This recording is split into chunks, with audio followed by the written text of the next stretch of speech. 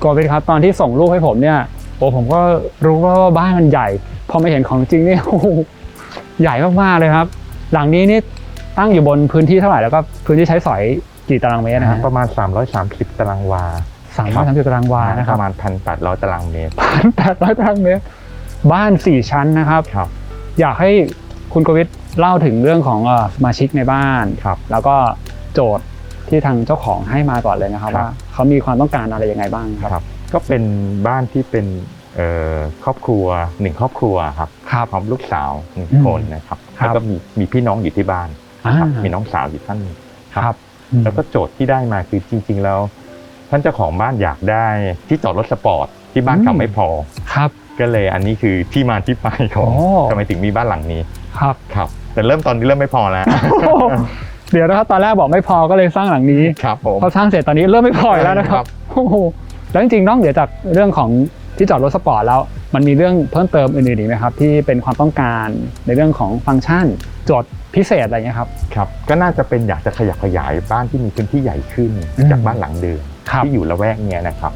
ถ้าสังเกตที่นี่อยู่กลางเมืองแต่อารมณ์ของบ้านออกเป็นทางท็อปปิคอลนิดหน่อยนะครับแต่เรายังอยากให้มีคาแรคเตอร์ของความเป็นเมืองอยู่ด้วยนะครับเพราะอยู่ในเมืองนั้นก็คือโจทย์หลักรวมถึงเนื่องจากบ้านมีพื้นที่ใช้สอยพอสมควรแล้วก็มีที่จอดรถที่ต้องใช้พื้นที่ในระดับหนึ่งเพราะงั้นเนี่ยส่วนของฟังก์ชันที่เป็นสนับสนุนทั้งหมดเซอร์วิสทั้งหมดจึงอยู่ข้างล่างนะครับและส่วนใช้สอยอยู่ข้างบนทั้งหมด3ชั้นด้านบนแล้วก็ในแง่ข้อดีคือว่าเวลาที่ส่วนที่เป็นเซอร์วิสทั้งหมดอยู่ข้างล่างเรื่อง maintenance ก็ง่ายสระว่ายน้ำก็ถูก maintenance ได้จากข้างใต้ไม่ใช่อยู่ใต้ดินนะครับหลายๆอย่างมันก็สอดคล้องกับการใช้สอยมากขึ้นด้วยนะครับแล้วฟังก์ชันหลักที่เป็นส่วนของ Public ก็จะอยู่ที่ชั้น2แล้วก็มีบันไดที่ขึ้นมาชั้น2นะครับแล้วก็เริ่มที่ห้องนอนก็อยู่ที่ชั้น3ชั้น4ครับแล้วเราก็ทำชั้น3ชั้น4ให้ต่อเนื่องกันด้วย Open Space อีกทีหนึ่งครับอย่างชั้น3ชั้น4ที่คุณโกวิทบอกเนี่ยมันจะมีส่วนหนึ่งที่เราเห็นต้นไม้ใหญ่แน่ๆนะฮะแล้วจุดนั้นเนี่ยก็เป็นเชื่อมกันไปมุมนั้นก็ต้องเป็น Double Space แน่ๆทีนี้อยากให้เล่าถึงเรื่องของฟอร์ม Exterior บ้างฮะด้านนอกว่ามีการดีไซน์ยังไงบ้างเราเห็นการใช้เป็นสีเทานะครับแล้วก็มันจะมีส่วนของแบ่งออกเป็น2ฝั่งนี่ฮะฝั่ง2ปีกเป็นห้อง2ฝั่งเองแล้วก็มันมีการยื่นการยุบต่างๆเนี่ยครับมันมีแนวคิดยังไงบ้างครับจริงๆแล้วเวลาที่เราจัดฟังก์ชันเนี่ยครับเราเอา circulation อยู่ตรงกลางแล้วก็ทำให้ตรงกลางเป็น open view ทั้งหมดเพื่อให้ ventilation ของบ้านสามารถเข้าถึงห้องด้านหน้าได้ทั้งหมดก็เลยเกิด open view ตรงกลางขึ้นมาแล้วก็ open view นอกจากตอบโจทย์เรื่อง ventilation แล้วเรื่องการระบายอากาศแล้วก็ตอบโจทย์เรื่องปฏิสัมพันธ์ของคนที่อยู่ในชั้นที่เป็นส่วนนอนด้านบนซึ่งก็สามารถเชื่อมโยงกันได้สามารถทักกันได้ในบ้านขนาดใหญ่นะครับรวมถึงด้านข้างถ้าสังเกตเรามีส่วนยื่นส่วนเว้าอันนั้นคือผนังที่เป็นเหมือนวินทอร์นอลที่รับลมเข้ามาเพื่อดูดลมเข้ามาที่ห้องข้างหน้านะครับก็เป็นส่วนที่ทำแล้วก็ทำให้เป็นการกั้นไม่ให้เห็นบ้านข้างๆด้วยถ้าข้างในก็จะกลายเป็น indirect light ขึ้นมาครับตอนแรกผมก็คิดว่าแผงกั้นตรงนี้น่าจะมีแค่เรื่องของการสร้าง privacy เท่านั้นแต่จริงๆเขาบอกว่ามันเป็นเหมือนช่องลมนะฮะคือทำให้ลมเนี่ยพัดเข้ามาภายในตัวบ้านได้แล้วในเรื่องของการวางตัวอาคารนะครับเรื่องการคำนึงถึงทิศหรือว่าบริบทรอบข้างมีผลต่อการออกแบบยังไงบ้างไหมครับครับจริงๆแล้วตัวอาคารนี่เราวางตาม orientation ของที่ดินแล้วก็ด้านหลังคือทิศใต้ลมเข้ามาจากด้านหลังและด้านหน้าคือทิศเหนือเวลาเราออกแบบงั้นเนี่ยเนื่องจากลมเข้ามาข้างหลังเราก็กังวลว่าด้านหน้าจะไม่ได้ลมเพราะฉะนั้นถึงเกิดวิธีการออกแบบ Open Space วิธีการออกแบบดูดลมเข้ามาที่ส่วนของฟังก์ชันด้านหน้าแล้วตัวอาคารก็ถูกเซตจากพื้นฐานของการออกแบบของ ventilation ของลมเป็นหลักนะครับแล้วก็เรื่องแสงครับโอเคเลยครับอย่างตรงนี้เนี่ยเดี๋ยวถ้าเกิดเราจะขึ้นไปด้านบนตรงนี้คือเป็นบันไดหลักใช่ไหมครับแต่จริงๆแล้วตรงนี้มันมีทางอีกด้วยหรือเปล่าครับใช่ครับเป็นทางที่ลอยน้ำไปนะครับแล้วก็เข้าไปสู่ลิฟต์เดินไปสู่ทางด้านหลังเป็นลิฟต์แล้วก็ขึ้นไปที่ข้างบนได้ด้วยครับสำหรับแขกก็ขึ้นทางที่บันไดหลักโอเคครับงั้นเดี๋ยวให้คุณโกวิทพาขึ้นบันไดด้านนี้นะครับได้เลยครับ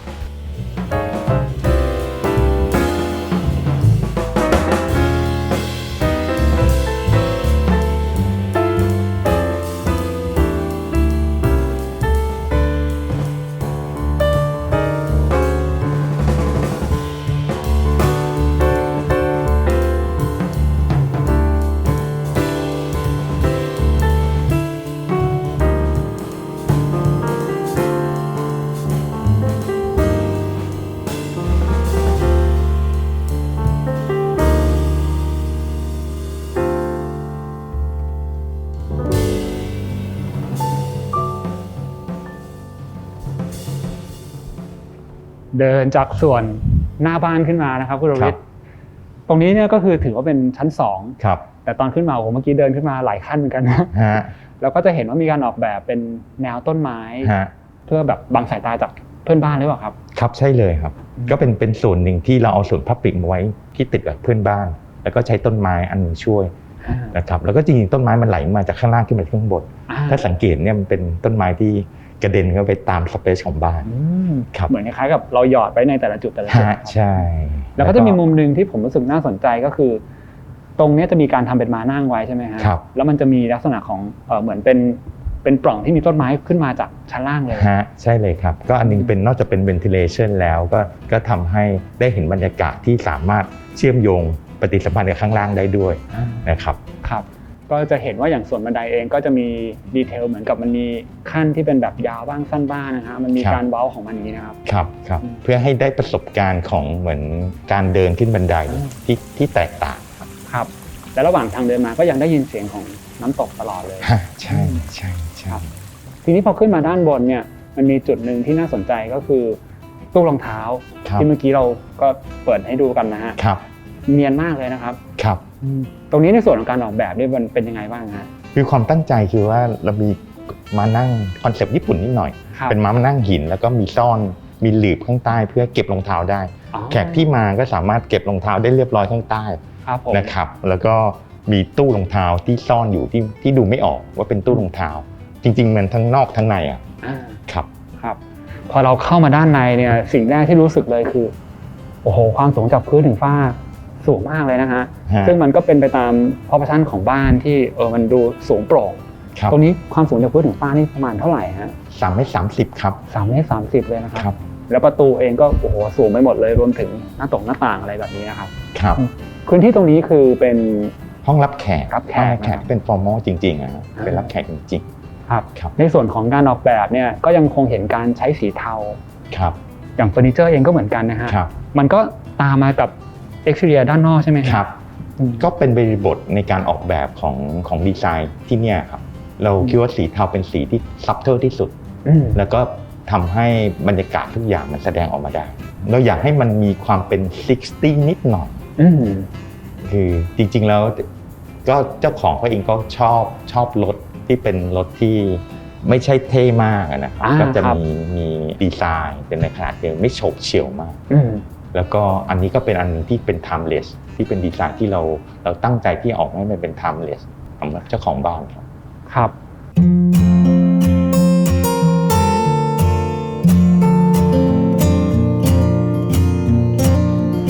ตรงนี้จะเห็นว่ามีการออกแบบช่องเปิดเนี่ยสูงขึ้นไปเลยนะฮะแล้วก็ตลอดแนวเลยครับแนวคิดในการออกแบบให้มันเชื่อมโยงภายในภายนอกตรงนี้มันเป็นยังไงบ้างครับคือเราอยากให้ห้องรับแขกเนี่ยดูเหมือนว่าลอยเป็นในน้ำนะครับ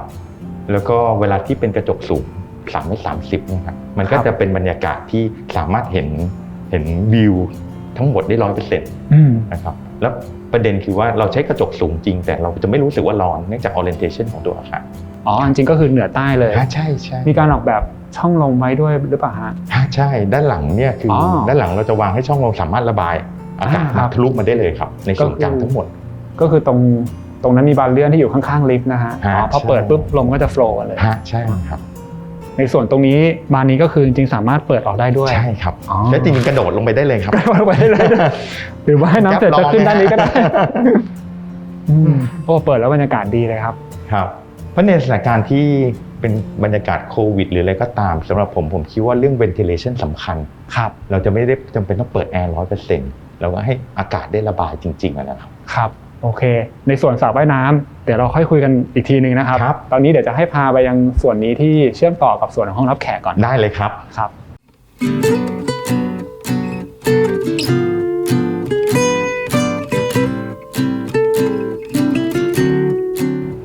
นี่เป็นประตูเปิดได้ใช่ไหมครับ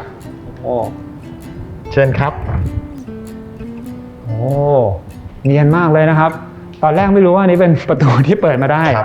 ไม่ใช่ประตูฮะเป็น partition ที่เปิดได้คือแล้วตัวแพทเทิร์นของมันเนี่ยมันก็ต่อเนื่องกันไปหมดเลยนะครับซึ่งจริงๆเปิดได้แค่บานนี้บานเดียวด้วยใช่ครับ ที่ต้องถามกันเลยคือเรื่องของวัสดุก่อนเลยเพราะว่า ครับ คือมันเป็นกระจกแต่ว่าด้านในเนี่ยมันเหมือนมันเป็นด้ายสานกันอยู่ฮะ ฮะใช่ก็เป็นแพทเทิร์นสลับกันหน้าหลัง แล้วก็ใช้ความหนากระจกเพื่อทำให้ดูเห็นเดปของตัวดีไซน์ครับ ครับแต่ว่าข้างในมันไม่ได้เป็นด้ายจริงๆไม่ได้มีเส้นใยอะไรอยู่ใช่ไหมครับ ใช่ครับ เป็นเหมือนลายที่พิมพ์พิมพ์ลงบนกระจกเนี่ยครับ ใช่ มันก็สร้างมิติให้กับตัวบ้านนะครับ แล้วก็ดูมีความโปร่งแต่ว่ามันก็พรางสายตาหน่อยๆนะครับ ใช่ครับก็เป็นส่วนตัวด้วยแล้วก็ ครับ ดูเหมือนทะลุแต่ไม่ทะลุ อ่า ไม่ทะลุแต่ทะลุ ครับ ส่วนนี้ก็คือเป็นโต๊ะรับประทานอาหารนะครับ ครับ แล้วก็ตรงนั้นเป็น pantry ครับ พื้นที่ส่วนรับประทานอาหารเนี่ยก็ยังคงได้ประโยชน์จากวิวด้านนอกนะครับ ครับ ช่องกระจกสูงแบบนี้เลย ครับใช่ครับก็เป็นอันหนึ่งที่ตั้งใจให้เราสามารถเห็นบรรยากาศได้ 100%นะครับ ครับ แล้วก็เป็นเหมือนกึ่งกราสเฮาส์นิดหน่อยมีต้นไม้ข้างใน อ่า ครับ อย่างตรงนี้เนี่ยเฟรมมันจะไม่ได้ถี่เท่าตรงห้องรับแขกนะครับ ครับ อันนี้คือสามารถเปิดได้ ซ้อน3เลยครับ ซ้อนสามเลย ครับ ครับ เป็นเหมือนกึ่งโต๊ะอาหารเซมิเอาท์ดอร์ได้เลยครับ ครับ ครับ วันไหนอากาศดีๆก็เปิดแล้วก็ เปิดได้เลยครับ ทีนี้ในส่วนผนังด้านนี้เนี่ยเมื่อกี้ตอนที่อยู่ห้องรับแขก ครับ ผมเห็นแล้วว่ามันมีส่วนยื่นไปแสดงว่าตรงนี้มันน่าจะต้องเป็นห้อง ครับ เพียงแต่ว่าโดนผนังตรงนี้หลอกแล้วว่ามันจะเข้าได้ยังไงฮะ ครับ ไม่รู้แล้วประตูอยู่ตรงไหนนะฮะ อืม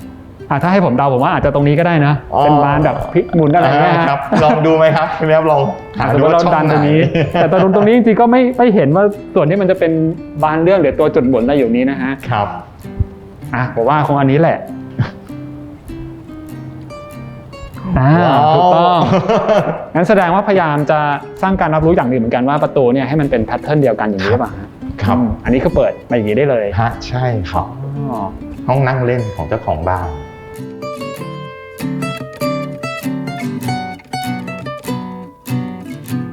แล้วทำไมตรงนี้ถึงต้องมีการออกแบบในส่วนของผนังให้มันมีแบบส่วนยื่นส่วนผูกเข้าไปแบบนี้ฮะ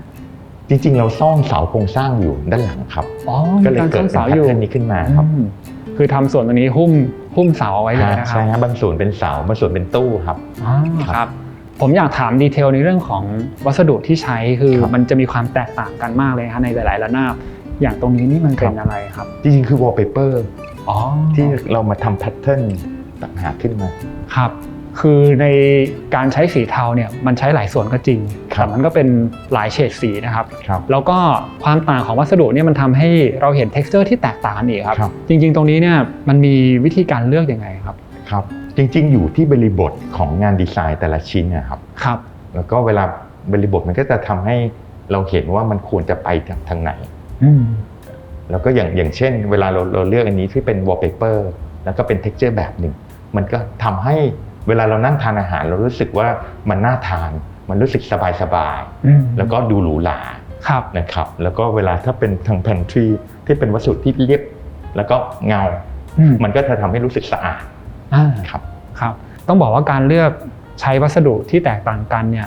ส่วนหนึ่งก็คืออย่างที่คุณโกริบอกเป็นเรื่องของการรับรู้นะครับ เรื่องของอารมณ์แล้วก็ผมว่าอาจจะต้องอาศัยประสบการณ์นิดนึงนะเพราะบางทีเราพยายามจะแมทช์อินทีเรียของเราเองแล้วบางคนก็อาจจะค้นพบว่า texture ที่เราเลือกมาเนี่ยมันใหญ่ไปบ้างมันเล็กไปบ้างมันถี่ไปอะไรแบบนี้หรือบางทีมันดูไม่ลงตัว ครับผมคิดว่าเป็นเรียกว่าเป็นการศึกษามากกว่า เป็นการศึกษาว่าแต่ละสเปซเราอยากจะให้มันออกมาเป็นยังไงครับ ครับผมจากตรงนี้เนี่ยด้านหลังนอกจากเป็นห้องนั่งเล่นเป็น living ของคนที่อยู่ในบ้านนี้แล้วเนี่ยมีห้องอะไรอยู่ไหมฮะ มีห้องน้ำครับที่เป็นห้องพาวเดอร์ โอเคครับก็คือสมมติว่าพักผ่อนอะไรกันอยู่ตรงนี้ก็สามารถเข้าห้องน้ำได้เลย ได้เลยครับแล้วจากตรงโต๊ะอาหารก็สามารถเดินไปใช้ห้องน้ำได้เลย ครับโอเคงั้นเดี๋ยวจากส่วนนี้ให้คุณโกวิทพาไปด้านนอกหน่อยนะครับ ครับได้เลยครับ ครับ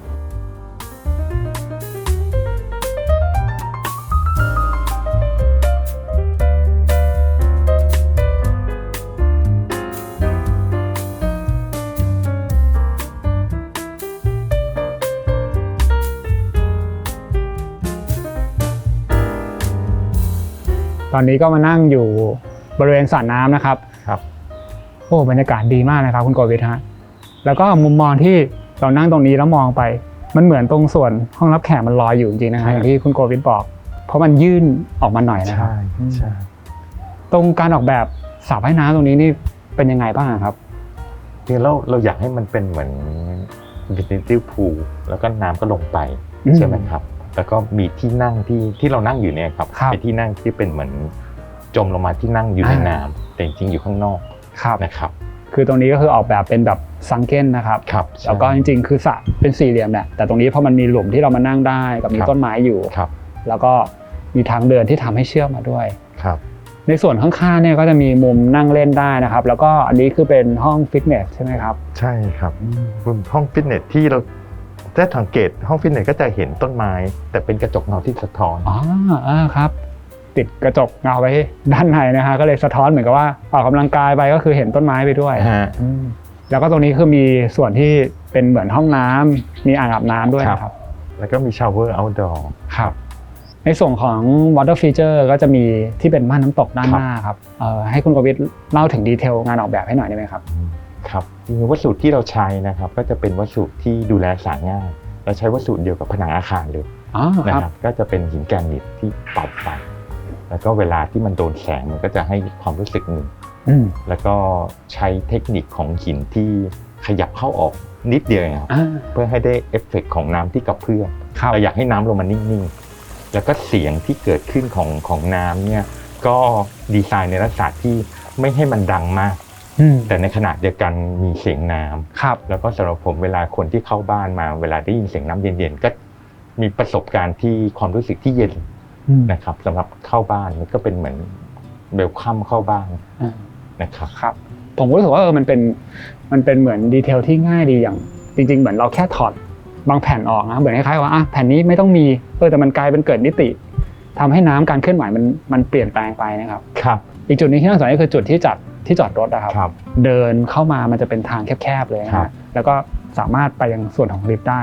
ซึ่งมันคือที่ด้านใต้เราตรงนี้หรือเปล่าครับใช่เลยครับด้านใต้เราก็จะมีทางเดินลอยน้ำไปหาลิฟต์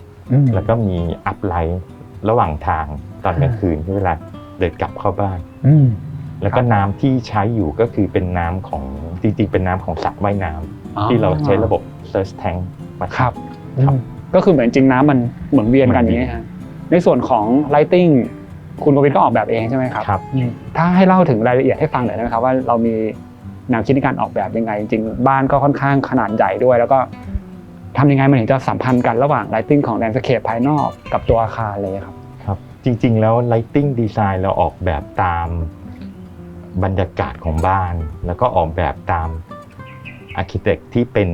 Indirect Light แล้วก็รวมถึง Direct Light ของตัวอาคารที่เข้ามาแล้วเราก็มองดูว่ามุมไหนที่เราต้องการไฟเสริมเข้ามาแต่ในลักษณะไฟทั้งหมดที่เราเสริมเข้ามาเนี่ยเพื่อให้มันดูเป็นธรรมชาติที่สุดจะไม่ใช่เป็นลักษณะเป็นเหมือนดาวไลท์ที่ส่องหัวตลอดเวลาเพราะงั้นไฟภายในมันก็จะเป็น Indirect ทั้งหมดแล้วก็แต่ว่าสว่างนะครับซึ่งอันนั้นเป็นความตั้งใจของหลังนี้ทั้งหมดเลยถ้าสังเกตที่แทบจะไม่เห็นตำแหน่งของดวงโคมเป็นไฟซ่อนทั้งหมดยกเว้นส่วนของไฟตกแต่งที่เป็นไฟห้อยครับที่ต้องการเน้นบรรยากาศแต่ละส่วนแล้วก็เพราะว่ายิงไฟห้อยมันให้อีกอารมณ์หนึ่งของแสงที่เวลาอย่างถ้าโต๊ะอาหารเวลาเรานั่งอยู่แสงที่ลงมาถ้าเป็นดาวไลท์มันก็จะเหมือนฝัดอาหารเรามันก็จะไม่ได้รู้สึกสะดวกสบายในการทานเพราะงั้นเนี่ยไลติ้งมันทำให้ความรู้สึกทั้งหมดเกิดขึ้นได้จากการออกแบบบรรยากาศผ่านไลติ้งด้วยนอกจากออกแบบบรรยากาศผ่านวัสดุของอาคารรวมถึงสเปซครับอย่างแค่ส่วนของชั้นล่างเนี่ยเรามองกลับไปเราก็จะเห็นตามอย่างที่คุณโกวิทบอกเลยนะครับมันจะมีแค่ไฟจากโคมเท่านั้นแล้วก็ที่เหลือก็จะเป็นไฟซ่อนบริเวณฝ้าหมดเลยแต่ว่าก็จะเห็นว่าตำแหน่งโคมเนี่ยมันก็อยู่ในจุดที่มันมีการใช้งานจริงๆโต๊ะรับประทานอาหารหรือตรงโซฟาที่เรานั่งอะไรอย่างเงี้ยโอเคครับเดี๋ยวจากตรงนี้เราขึ้นไปดูชั้น3กันต่อแล้วครับได้เลยครับ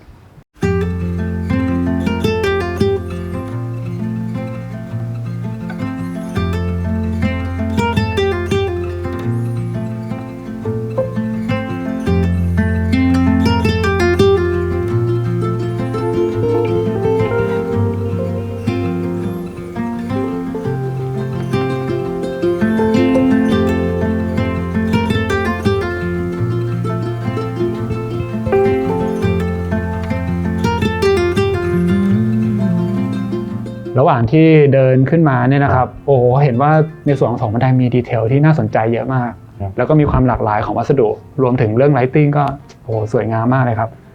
ไล่จากเรื่องวัสดุก่อนแล้วกันนะครับชั้น1เนี่ยพื้นเป็นหินอ่อน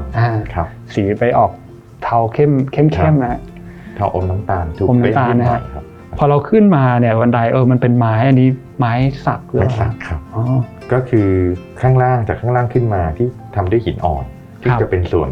พลาสติกหน่อยนะครับพอเข้ามาที่ส่วนที่เป็นส่วนนอนที่ข้างบนที่เป็นส่วนเหมือนส่วนตัวนิดนึงนะครับแล้วก็เป็น private กว่าแล้วก็จะเลือกวัสดุที่เป็นไม้ก็จะให้ความรู้สึกอบอุ่นกว่าครับแล้วก็อย่างในระนาบผนังเองก็จะเห็นว่าก็ยังคงมีการเปลี่ยนแปลงของวัสดุเยอะเลยนะครับ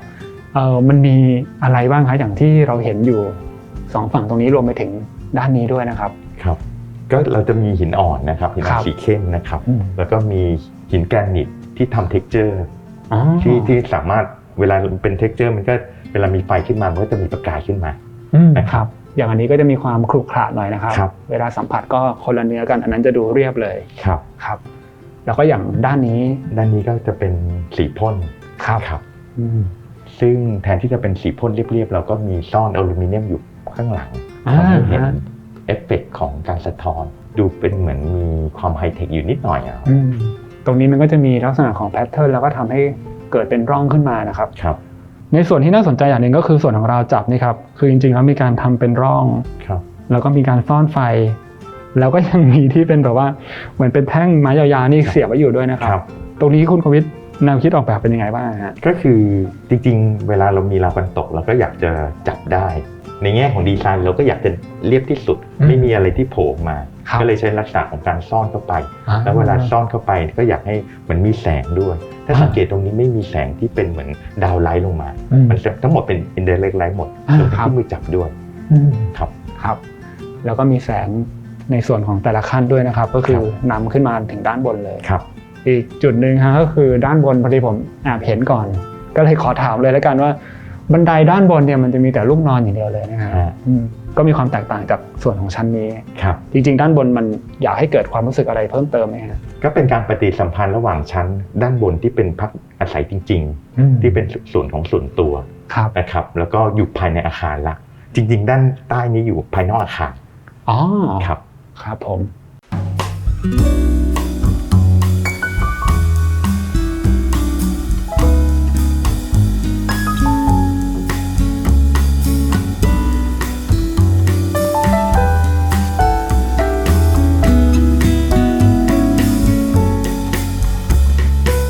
ตอนนี้ขึ้นมาอยู่ที่ชั้น3แล้วนะครับโอ้โหขึ้นมาแล้วสเปซตรงนี้นี่แบบเป็นดับเบิลวอลลุ่มสูงขึ้นไปถึงชั้น4ด้านบนเลยนะฮะ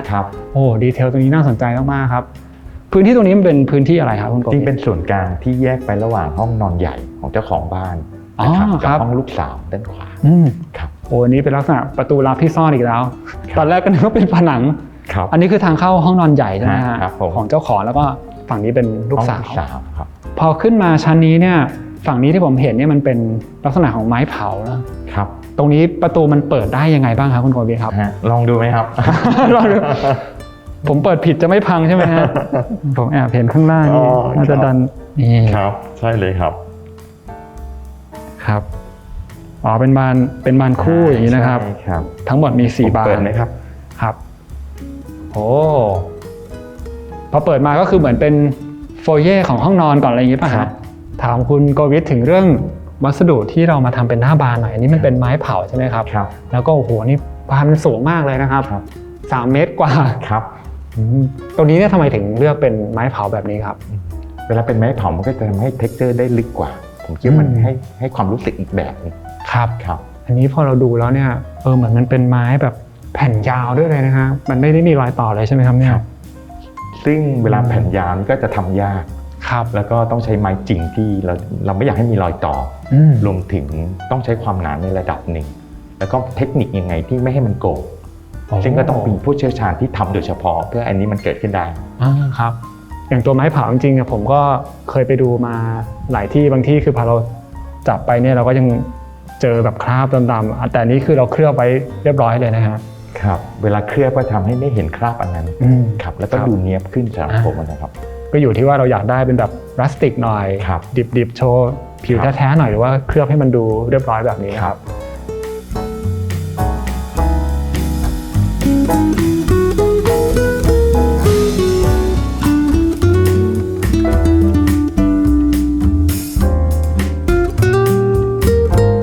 ให้คุณโควิดเล่าถึงต้นไม้ด้านหน้านี้หน่อยนะครับ ครับ ตรงนี้เลือกเป็นต้นอะไรครับ ตัวนี้เป็นตีนเป็ดฝรั่งครับซึ่งจริงๆแล้วเป็นต้นเดียวกับที่ข้างล่างตั้งแต่หน้าบ้าน แล้วค่อยๆกระเด็นมาที่สระว่ายน้ำแล้วกระเด็นมาถึงชั้นนี้ครับ เป็นต้นเดียวกันก็มีความเชื่อมโยงกันเลยนะครับ ครับ ตรงนี้ก็ถือเป็นจุดหนึ่งที่ผมว่าเวลามองจากหน้าบ้านเนี่ยมันเป็นจุดที่มีความน่าสนใจ การที่เราเอาต้นไม้มาไว้ด้านบนตรงนี้นะครับ ครับ เรื่องของการดูแลการเมนเทนแนนซ์หรือโครงสร้างเนี่ยมันมีการคิดมากน้อยแค่ไหนครับ จริงๆแล้วในแง่โครงสร้างเราต้องเตรียมน้ำหนักรอไว้อยู่แล้ว ครับ เตรียมที่จะเป็นต้นไม้แล้วก็เรื่องระบบการซึมผมคิดว่าประเด็นคือระบบการซึมที่มีต้นไม้อยู่ข้างบน ครับ ระบบการลากไม่ให้ลากไหลไปเพราะงั้นก็จะมีดีไซน์เฉพาะเพื่อเตรียมการไว้สำหรับเรื่องนี้โดยตรง ครับอย่างตรงนี้ก็คือหมายถึงว่าเราก็ต้องรู้ด้วยว่าต้นไม้ต้นนี้เนี่ยการโตของมันการแผ่ออกของรากเนี่ยมันอยู่ภายในพื้นที่ที่ควบคุมได้ใช่ไหมครับแล้วก็กั้นไม่ให้เขาสามารถออกไปได้แล้วก็กั้นไม่ให้มันลากชอนไปที่โครงสร้าง ครับ ครับ อย่างอันนี้เนี่ยตอนขนย้ายล้อมแล้วขึ้นมานี่ก็ลำบากอยู่ไหมฮะ ก็เป็นยกเครนขึ้นมาเลยครับ อันนี้ก็ใบคงไม่ได้ร่วงเยอะแยะนะครับใช่จริงๆเลือกอันนี้เพราะว่าใบไม่ได้ร่วงมากแล้วก็มีความเป็นสำหรับผมรู้สึกว่ามันมีความเป็นออเรนทัลนิดหน่อยอ่ะมันก็ให้อารมณ์เดียวกับตัวอินทีเรียจริงๆเราเป็นอาร์เคเต็กที่เลือกต้นไม้โดยอาร์เคเต็กที่ดูแลแลนด์สเคปครับโอ้ออฟฟิศของคุณโกวิทก็คือทำแลนด์สเคปด้วยเลยใช่นอกจากทำอินทีเรียทำอาร์เคเต็กแล้วครับก็เป็นมุมหนึ่งที่เอาพื้นที่สีเขียวมาไว้ภายในนะครับแล้วก็สามารถที่จะสัมผัสได้ทั้งจากห้องนอนนี้ผมเห็นมีหน้าต่างมองมาเห็นนะครับแล้วก็2ห้องด้านบนก็คือสามารถมองเห็นต้นนี้ได้เหมือนกันครับเนื่องจากว่าเวลาเราออกแบบมาพร้อมกันทั้งหมดไม่ว่าจะเป็นอาร์เคเต็กอินทีเรียแล้วก็แลนด์สเคปเพื่อเวลานั่งข้างในเราเห็นมุมยังไงแสงเป็นยังไงงานระบบเป็นยังไงเพื่อให้เวิร์กที่สุดทั้งระบบครับโอเคครับเดี๋ยวจากตรงนี้ขึ้นไปชั้น4กันครับ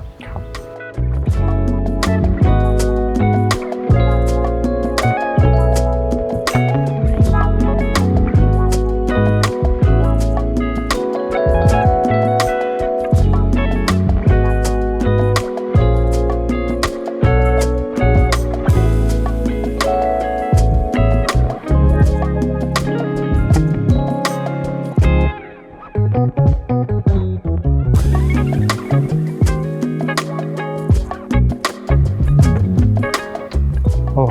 สเปซตรงนี้โอเคเลยนะครับกดเลยครับครับตรงนี้มันคือจุดที่ผมบอกว่าอยู่ชั้น3แล้วมองขึ้นมาตรงดับเบิลสเปซนะครับแล้วก็เห็นเป็นสะพานด้านบนเลยแต่ว่าก่อนที่จะพูดถึงตรงนี้เนี่ยอยากพูดถึงแนวกันตกครับจริงๆเราเห็นว่าวัสดุเนี่ยมันเป็นแบบเดียวกันกับชั้น1เลยใช่ไหมครับก็เป็นไอเดียเดียวกันคือเราจะพรางตาแล้วก็ให้เห็นเท็กเจอร์บางอย่างครับเราก็เล่นอัพไลท์เพื่อให้ได้อีกอารมณ์หนึ่งของบรรยากาศครับ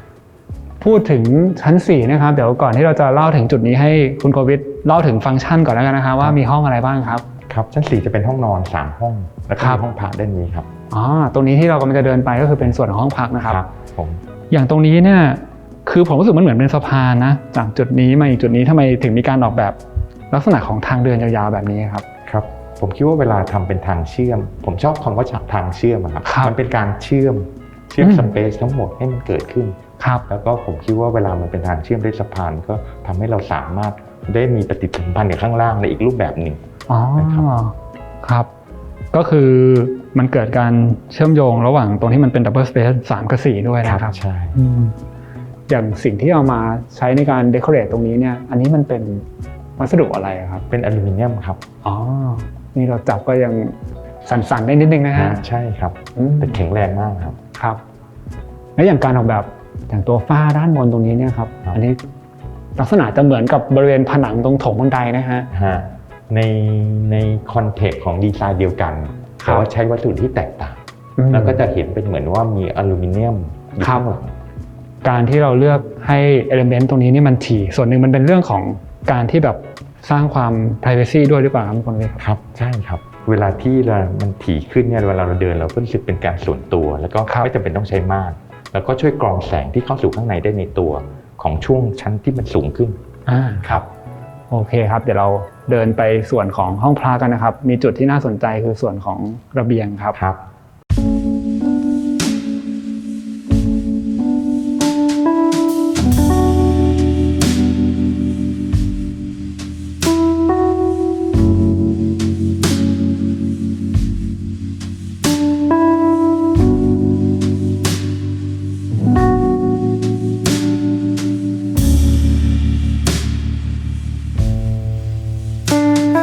ตอนนี้ก็มาอยู่ตรงระเบียงที่เชื่อมต่อกับส่วนของห้องพระนะครับครับโอ้มุมดีวิวดีมากเลยครับก็ส่วนนี้ก็จะเป็นส่วนหนึ่งที่เราทำหลังคาที่ยื่นไปเกือบ3 เมตรนะครับอ๋อครับแล้วก็สำหรับผมมันทำให้บรรยากาศที่ตรงนี้มันเหมือนกรอบวิวขึ้นมาถ้าสังเกตอาคารเรามีส่วนที่กรอบวิวเป็นจุดๆไปที่ส่วนของอาคารที่ยื่นมาครับนะครับและอันนี้ก็เป็นส่วนหนึ่งแล้วก็ทำให้บรรยากาศได้อารมณ์ที่ไม่ร้อนแล้วก็รู้สึกสบายแล้วก็ถ้าจริงๆฝนไม่ได้ตกหนักมากก็ไม่สาดครับจุดหนึ่งที่อยากพูดถึงเพราะพอมาอยู่ชั้น4แล้วมองลงไปเนี่ยก็เห็นว่าตรงพื้นทางเข้าหน้าบ้านเนี่ยมันมีการปูในส่วนของวัสดุให้มันค่อยๆไล่เป็นแกรเดียนเหมือนกันนะครับครับอันนั้นมันเป็นอะไรครับผมคิดว่าเป็นเหมือนคอปเปอร์สโตนแต่ไม่ใช่ครับวัสดุคือกระเบื้องเคนไซครับอ๋อแล้วนี้ก็คือต้องค่อยๆมานั่งปูทีละแผ่นอย่างนี้แหละฮะพอดีมันไม่ใช่สำเร็จรูปที่มาเป็นแบบนี้แล้วช่างก็กรุณาช่วยทำให้ตามแบบครับคือจะเห็นว่าตอนนั้นก็คือทีเลยพอเข้ามาส่วนที่ด้านในหน่อยก็จะมีการเว้นระยะห่างนะครับครับความตั้งใจก็คือทำเหมือนค่อยๆไล่ขึ้นมาค่อยสีค่อยๆอ่อนขึ้นเข้ามาสู่ตัวอาคารก็จะมีได้ประสบการณ์นั้นแล้วก็ข้างนอกสีเทาก็ค่อยๆออกไปที่ส่วนของพลาสติกนะครับแล้วตัวที่มันเป็นเหมือนจุดๆที่มันแตกต่างกันสำหรับผมมันก็ทำให้ดูเนียบขึ้นเวลาสีที่มันอ่อนเข้มไม่งั้นถ้าเป็นสีเดียวรวมๆมันก็อาจจะดูละเลอะง่ายครับอันนี้ผมแอบรู้สึกเองว่ามันมีความใกล้เคียงกับส่วนของพื้นของสระว่ายน้ำที่มันมีจุดขาวกับจุดเทาอะไรเงี้ยครับใช่ฮะก็จะเป็นลักษณะไอเดียเดียวกันที่จะทำให้วัสดุดูเนียบขึ้นครับหลังจากที่ได้ดูบ้านนี้ครบ4ชั้นแล้วนะครับ 1,800 ตารางเมตรครับถือว่าเป็นบ้านหนึ่งหลังที่ใหญ่ที่สุดหลังหนึ่งที่ผมเคยถ่ายมาเลยนะครับความท้าทายของการออกแบบบ้านขนาดใหญ่แบบนี้คืออะไรครับโอเคครับจริงๆบ้านขนาดใหญ่คิดว่าจุดหนึ่งก็คือเรื่องปฏิสัมพันธ์ของคนที่อยู่ในบ้านทำยังไงให้เกิดปฏิสัมพันธ์ในการใช้สอยในแต่ละพื้นที่ได้แล้วก็การอยู่สบายเนี่ยเราก็ดูที่เรื่องการระบายอากาศ ventilation แล้วก็การรับแสงครับแล้วก็ตัวหลังนี่เป็นจุดหนึ่งที่สังเกตชั้นล่างนี่เราไม่ต้องใส่ม่านเลยแล้วก็จะไม่ได้รู้สึกร้อนแล้วก็เป็นอันหนึ่งที่ส่วนตัวด้วยครับซึ่งอันนั้นเป็นวิธีการวาง orientation ของตัวอาคารกับวิธีการจัดผังแล้วก็ส่วนของในเรื่องของการบำรุงรักษาเนี่ยครับคือเวลาบ้านขนาดใหญ่วิธีการบำรุงรักษาก็จะมากขึ้นเพราะงั้นแน่นอนเราก็ต้องหาช่องทางอะไรที่ให้เขาดูแลได้น้อยที่สุดไม่ว่าจะเป็นเรื่องสระว่ายน้ำเรื่องสระว่ายน้ำที่ทำยังไงการดูแลรักษาถึงจะเรียบง่ายเรื่องงานเช็ดกระจกหรืออะไรก็ตามครับในมุมมองของคุณโกวิทที่เป็นสถาปนิกเนี่ยครับคิดว่าในการออกแบบบ้านหนึ่งหลังอะไรเป็นสิ่งที่สำคัญที่สุดนะครับครับมันเป็นหัวใจของงานออกแบบสถาปัตยกรรมอยู่แล้วนะครับที่เรื่องแดดลมฝนครับซึ่งเวลาที่เราออกแบบให้ลมสามารถระบายอากาศได้ดีครับไม่ว่าขนาดเราคิดว่าเราจะเปิดแอร์ทั้งวันแต่สุดท้ายช่วงที่เราไม่เปิดแอร์มันก็สามารถระบายอากาศได้อันนั้นเป็นเรื่องสำคัญรวมถึงแดดที่เข้ามาสู่ตัวอาคาร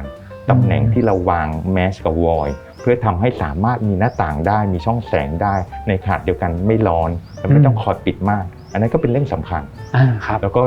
สุดท้ายอย่างที่คุณแก๊ปได้ถามถึงเรื่องการบำรุงรักษาจริงๆแล้วการบำรุงรักษานี่ก็เป็นเรื่องใหญ่ของเจ้าของบ้านที่เราก็เล็งเหมือนอยากจะให้อันนี้เกิดขึ้นในการดูแลรักษากับทุกๆหลังที่เรียบง่ายครับผม